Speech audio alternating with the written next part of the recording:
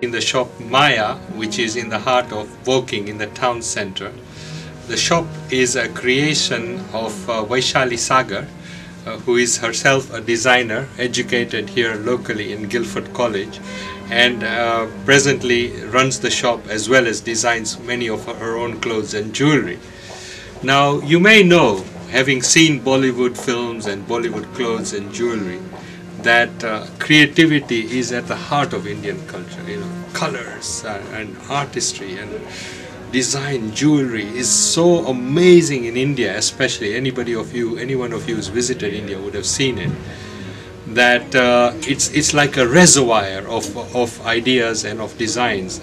But of course, in a world that we live in here in Britain, which is a combination of East and West, where there is an influence of Western style, Western dress, etc., and then having had an Eastern upbringing, we are also trying to fuse these cultures in our everyday life. So it's interesting what happens when this fusion is applied to our dress and our clothes. So here to answer these questions is Vaishali. So Vaishali, tell us, what was it like growing up in the UK and coming up with your own ideas for clothes? I always sort of knew that I wanted to do something different and to do with clothing, but I also wanted to do it for the real women rather than, excuse my English, but for skinny anorexic people.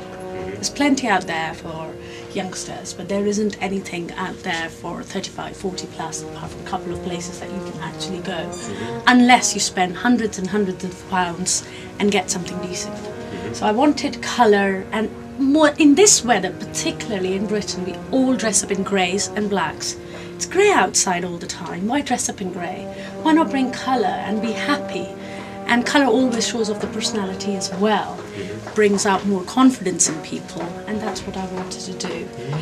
So I brought background of Indian culture when it comes to colours, but I did not forget that I was going to run the business here and what shape of the ladies was.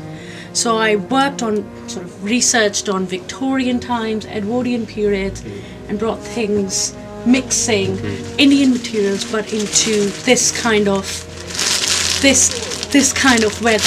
So brought two and two together, and that's what I did. Can you show us some examples? Definitely, this is one of them. It's Indian brocade silk, but I've kept the wide structure of the body in mind and turned into a jacket which can be dressed up to a dinner, can be worn to a casual afternoon lunch as well, or to a formal do. But this, if worn with black trousers, worn with an open and worn with a camisole, it would not look Indian. It would look like a smart jacket, nicely cut. And the cost, if you bought it somewhere in London, I know for sure in boutiques in London you'll be paying around about £300 for it, because it's pure silk. It's got cotton lining in it, and it's only £85. Wow. So this is how reasonable we are. There is no need to charge people arm and a leg, and that's what I was talking about, that come 35 plus, either things are very expensive that people can't afford, or those are not the right cuts. And here I fulfill both parts and bring colour to it as well. Being cotton tweed, most of the tweeds have got polyesters in them at the moment, but this is 100% cotton. It is Indian cotton, it's hand woven, and it's an absolute plain jacket. You can casually wear it or smartly, being satin lining on it. Again, keeping Western cuts in mind.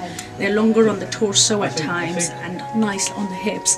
And then I've put this on top of it, which is just like a cape, and dressed it up to a party evening. When you don't want to show such dark colour, you want to show off glitter, and there it is. And again, this cape can be worn separately as well. It doesn't have to be worn over the jacket. And this cape is again Indian net, hand embroidered, but put it on top of this or wear with other outfits, so two in one together. I can show you quite a lot of jewellery. Here, this is, again, this is bold statement. We don't do bold statements in this country, again, but when we do want to do it, this is the way to go about it. It's just plain gold glass beads turned into little flower corsages, and I've just put it together with a plain outfit. It would just set off in any outfit and you're ready to go. This is one of those examples. But talking of which, now this is done by Tibetan ladies. The shape of the handbag is very Western, you know, evening bag, but all the embroidery, all the work has been done by real Tibetan people, and it's all original Tibetan corals as well. It's 100% my own designing in this, but yes, it is East come West. You can wear with a smart trousers and a top as well. You don't have to wear it with Indian outfit particularly, and it just looks good with the jeans and a t-shirt too. This is corset cut again, but shoulderless. We can wear shoulderless here. In India it might be objected to, but people can put scarves over it. It's a nice corset cut which is keeping Victorians in mind, Victorian shapes which were taken in but then brought out around the hips, and this takes the hips in because of the 7 meters of flare on it. And it's all Indian crepe with satin silk lining. And instead of giving, as it's a corset cut, instead of giving a zip at, a ribboning at the back, I've given it a zip, so keeping practicality in mind as well. So that's another little detail. You can call it an Indian style because we don't finish any outfit without a touch of beading or glitz in it. So there is a touch of glitz on both top and bottom. Of House of Elliot, 1930s. The two sisters, as you've seen on BBC probably, House of Elliot was in 1930s. The two sisters started their own business, keeping the shapes in mind, but they wanted to do something a little different. It was coming out of 20s, corset cuts, but they wanted to look glittery, they wanted to look beautiful and elegant, more like a lady, and that's what I've done here. I've done the embroidery done on net. It's all glass beading and glass sequin over a nice burgundy colour at the bottom, and again the perfect combination of East meets West, keeping Victorian period in mind but having the Indian style embroidery done on top of it. Both Eastern clients and Western? Strangely enough, I do not have any Eastern client. I do not have any Asian customers. I have no idea why, even though I live in one of the most Asian community towns of England. But I don't have Asian customers at all. Most of my clientels are 30 plus. I do get some youngsters come in for jewellery particularly, or prom wear dresses, which are here. Again, I've brought something a little different from what they see in the high street in prom dresses as well. So most of them are 35 plus, 30 plus customers, but not any Asians at all, to be honest. And what is their feedback? Asians? No, your customers. My customers' feedback is they come in again and again and again, that I do something, because I do not repeat my designing. Once I've done something, I will not repeat it, I will not bring it back. I'll create something new every time.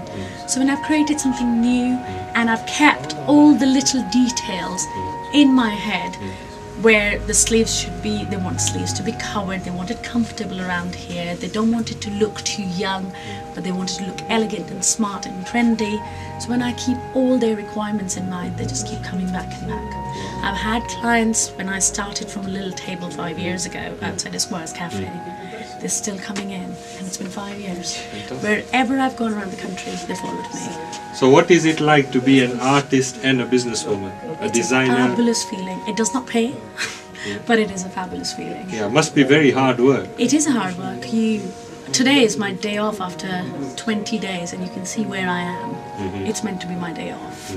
So yes, you sleep work, you eat work, and you do think nothing but work when you are at this stage. Are you hoping that one day your designs will go big, that they will go to a mass market? I have no expectations for my life. I just take a day as it comes. And I would not want my pieces to go on mass distribution anyway. I'd like to create individual pieces, keeping individual person in mind. That's what I'd like to do. Wow, because we work in the diversity area, and that's one of the things we say, that each and every person is different. Absolutely. So you don't believe in mass marketing? I don't believe in mass marketing. Or mass production? No, every shape and size is different. Every lady is different. Why shouldn't there be something out there for every person? I have, within my designs also, I have around about 30 to 40 different designings within as little as what you see. Any type of customer can walk in, I'll have something or the other to show them according to the shape and size. So Vaishali, tell us, what was it like when you were a student here and trying to conceive of these kinds of designs, to bring your Indian ideas into the design work that you did? How did the teachers look at these ideas and how did they accept your culture? It wasn't very much. It was appreciated at many times, at many places, and it wasn't. Also, reason being, I think, they did not know where I came from, what was my past experience or what my upbringing was, and I don't blame them for it. I come from a textile background. Since I was 8-year-old, my mother runs her own business in a similar field, so I've seen her doing all this. So I had a lot of more knowledge of practical work than most of the students did, and I think for a tutor it was hard to take in, because for them all the students are exactly the same and they know nothing. So it was, at times it was hard for me to accept the fact that, okay, if she's telling me this because she does not know me. So I had to find different ways and different routes, but on the contrary, I did have a great experience and I learnt a lot. Because in this country, the education system is little different from what we had back home. Of course, India, I studied in a private school, best of the best schools, best of the best education. But here, the research way, the doing of research makes all the difference. They want to know why you have put the bead where you have. Whereas back home, we don't do so much detailed research. Here, it's all research based. So it was good and bad. I would say 80% good and 20%. It was just an experience. If I hadn't had that experience, I wouldn't have learned the harsh way.